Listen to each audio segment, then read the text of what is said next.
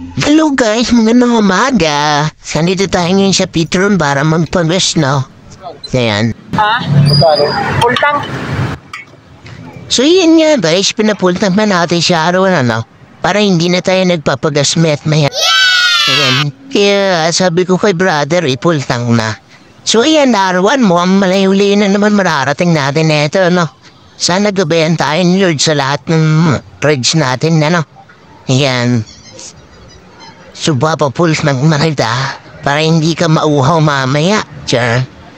So yan, sagad mo brother Mas masarap kasi sagad Charot. Oo. Kaya na naman tayo sa mga usapang sagaran. Ayan, mga mahilig sa magadyan. Ayan, kalmahan nyo lang talaga, baka mag-lock. Sige kayo.